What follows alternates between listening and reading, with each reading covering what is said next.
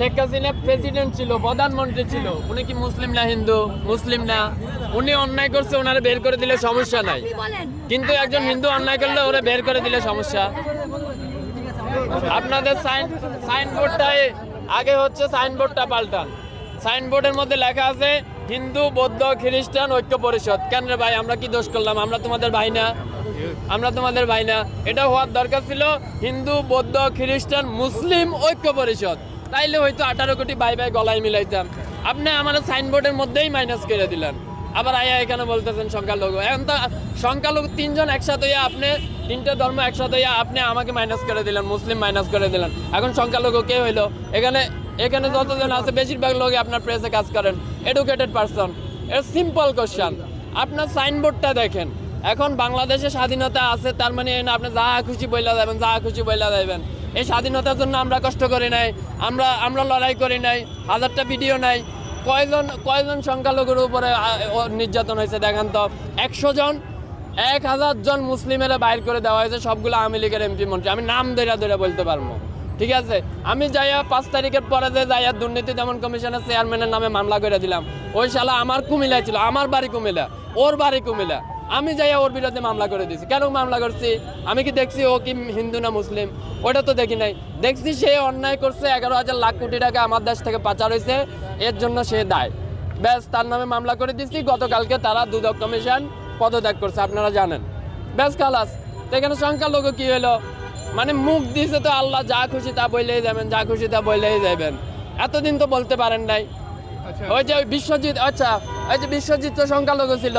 বিশ্বজিতের যখন আওয়ামী লীগের পোলাপান রাস্তায় পালাইয়া কোবাইতেছিল, আর বিশ্বজিৎ যখন বলতেছিল ভাই আমি মুসলিম না আমি হিন্দু, ফ্যানটা খুইলা দিই তোমার দেখাই আমি হিন্দু, তখন আপনাকেও এরকম দরদ কইছিল। তখন বলতে পারেন নাই আমার সংখ্যালঘুরা কেন কোবাইল? তখন তো বলেন নাই। কেননা তখন আপনার মা ছিল শেখ হাসিনা, তার পোলারা হচ্ছে কোবাইছে, এর লাগে আপনি কিছু বলতে পারেন নাই। বিশ্বজিতের ঘটনাটা সারা ওয়ার্ল্ডে কে দেখে নাই? কে দেখে নাই? কে দেখে নাই? প্রেসে কাজ করে, জেনারেলি রাস্তায় থাকে, একজন এডুকেটেড পারসন, কে জানে না? Everyone know that. বিশ্বজিতের ঘটনা, সে হিন্দু ছিল, তারে বলতেছে যে আপনি শিবির করেন। এটা কই সে বলতেছিল, প্রকাশ্যে বলতেছিল যে না আমি শিবির করি না, আমি হিন্দু, প্যান্টটা খুলে দেখায়। এইরকম অবস্থায় হতো আওয়ামী লীগের লোকেরা পালাইয়া কোবাইছে না? তখন আপনাদের সনাতনী চেতনা কইছিল ভাই, এখন কেন চেতনা আইছে? আমি তো মনে করি প্রতিজন বাংলাদেশির এই যে ওনাদের যে সাইনবোর্ডটা আছে, এটা নিয়ে হাইকোর্টে রিট করা উচিত। কেন রিট করা উচিত? এই হাইকোর্টে এই সাইনবোর্ডটার মধ্যে লেখা আছে হিন্দু বৌদ্ধ খ্রিস্টান ঐক্য পরিষদ। আরে ভাই, 18 কোটি দেশের মধ্যে আমরাও তো মুসলিম, আমরাও তো তোমার ভাই, তুমি আমারে মাইনাস করে দিলা। এটা কোন ধরনের আবেগ হইলো? কোন ধরনের ভালোবাসা হইলো? এইভাবে করে তুমি ঐক্য করতে পারবে? আচ্ছা, ঐক্য মানে কি? What is the meaning of the ঐক্য? ঐক্য মানে কি? Unity, right? তো ইউনিটি, আপনি 3টা ধর্মের রিলিজিয়ন একসাথে নিয়ে আসলেন, আরেকটারে মাইনাস করলেন। What is that kind of unity? এটা কেমন ইউনিটি হইলো ভাই? আপনি যেটা মেজর পারছেন ওইটারাই মাইনাস করে দিচ্ছেন আর বলতেছেন ইউনিটি। এই যে লোকগুলো আইসে না, এটা ভাইরাল হওয়ার জন্য আইসে, আর কোনো নাথিং এলস দেয়ার, আর কোনো কিছুই না।